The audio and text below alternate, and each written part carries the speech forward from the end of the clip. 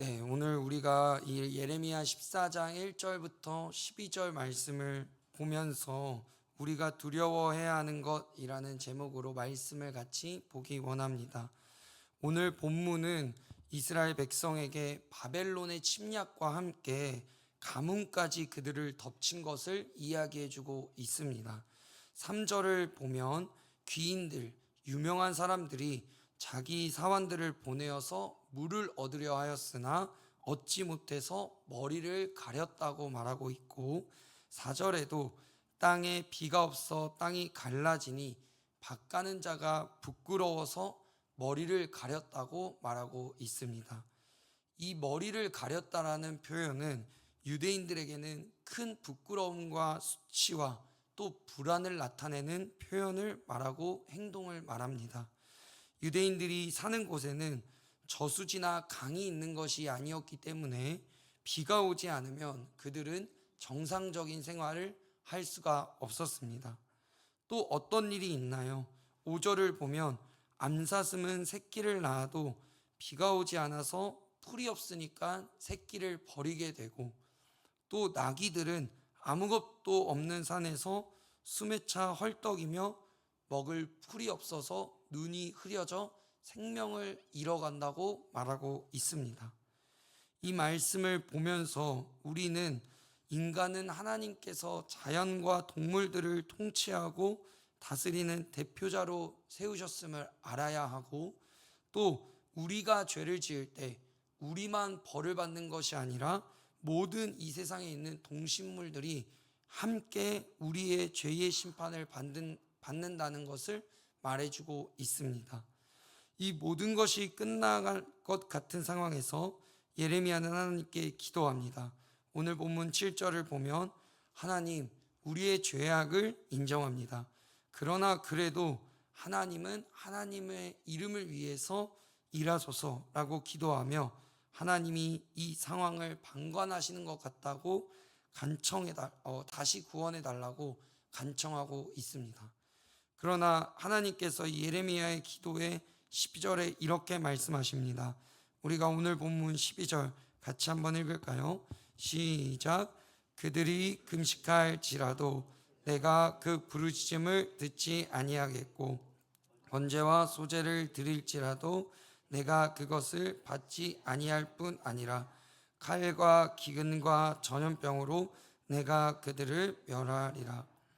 최종적으로 하나님께서는 금식해도 듣지 않고 번제와 소제를 드려도 그것을 받지 않겠다고 말씀하십니다.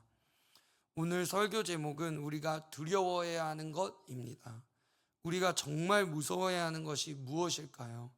가뭄일까요? 아니면 바벨론의 침략일까요? 아니면 하나님의 심판일까요? 아닙니다. 그것보다 더 무서운 것은 하나님의 무관심과 거절입니다. 세상에서 가장 무서운 좌절과 절망은 하나님으로부터 오는 거절입니다.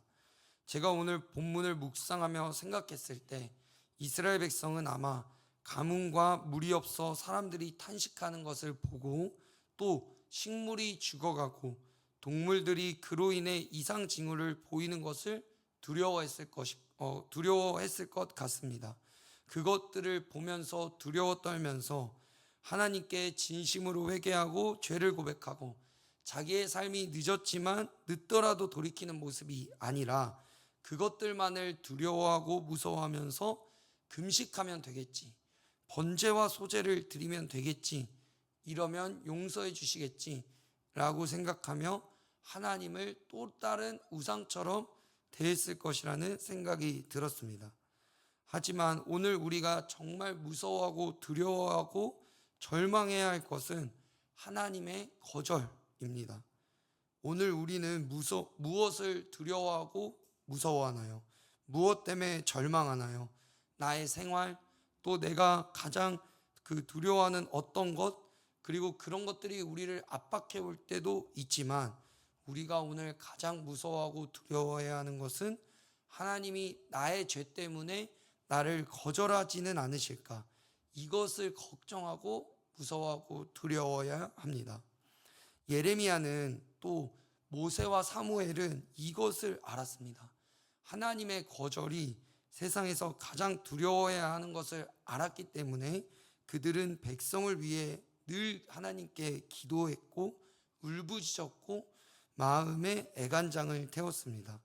하나님이 이스라엘 백성을 거절하신다는 것이 얼마나 큰 두려움과 문제인지, 그것이 이스라엘 백성에게는 얼마나 큰 재앙인지를 알았기에 이들은 백성과 다르게 늘 노심초사하는 모습을 우리에게 보여주고 있습니다. 모세의 모습을 우리가 기억해 볼 때 모세는 늘 이스라엘 백성을 지도하며 하나님의 뜻으로 이끌기 위해서 하나님께 기도했는데요. 출애굽기 32장에 보면 이스라엘 백성이 모세가 하나님의 뜻을 알기 위해 산에 올라갔는데 모세가 더디게 내려오는 것을 보고 금송아지를 만들었습니다.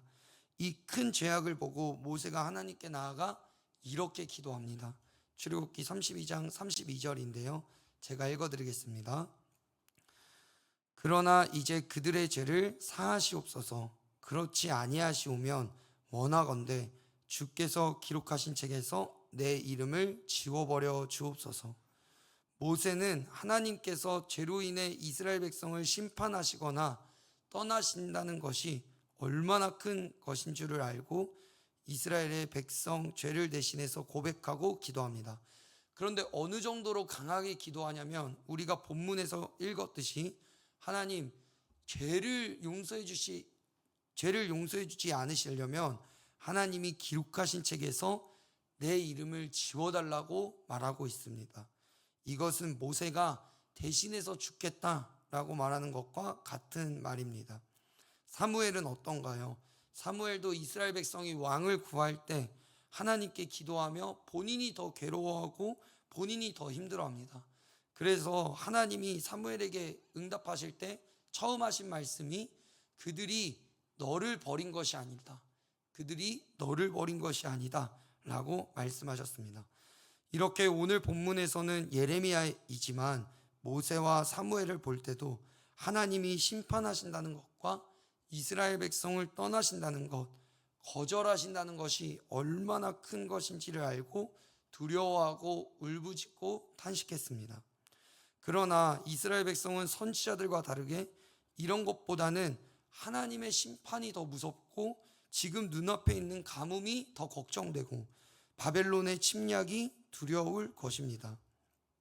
사랑하는 여러분, 오늘 우리가 진짜 걱정해야 하는 것은 무엇일까요? 오늘 우리가 하나님 앞에 나와서 제일 먼저 해야 하는 기도는 어떤 기도일까요? 저는 오늘 말씀을 보면서 우리가 걱정해야 하는 것은 나의 죄 때문에 하나님이 날 거절하지 않으실까 하는 것이고요. 우리가 제일 먼저 해야 하는 기도는 나의 죄를 회개하는 기도인 줄 믿습니다. 하루를 시작하면서 죄에 대해서 이야기하고 회개에 대해서 이야기하고 하나님의 거절에 대해서 이야기하는 것이 우리의 기분을 다운시키고 우리의 마음을 어렵게 하는 것이 아니라 우리가 하루를 살아갈 때 하나님과 깊은 관계를 맺기 위한 필수적인 이야기임을 깨닫는 저와 여러분이 되기를 소원합니다. 우리 함께 기도하겠습니다. 살아계신 하나님, 오늘도 우리가 주님 앞에 나와 이 새벽을 깨우고 하나님 앞에 이 하루를 시작하며 제일 먼저 예배하며 기도하며 나아가길 원합니다. 그러나 우리가 이 제일 먼저 기도하고 예배할 때 나의 죄를 먼저 돌아보고 회개하는 하루가 될 수 있도록 인도하여 주시옵소서. 우리를 두려워하고 우리가 무서워하는 것이 나의 걱정과 근심뿐만이 아니라 나의 죄 때문에 하나님께서 나를 거절하지 않으실까 하는 두려움을 갖고 오늘 하루도 하나님 앞에 겸비하고 겸손하며 주님 앞에 살아계신 그 하나님 앞에 겸손하게 살아갈 수 있도록 인도하여 주시옵소서. 늘 숨어보시는 하나님을 생각하고 의지하며 나아가길 원합니다. 오늘도 우리를 붙들어 주실 예수 그리스도의 이름으로 기도하옵나이다. 아멘.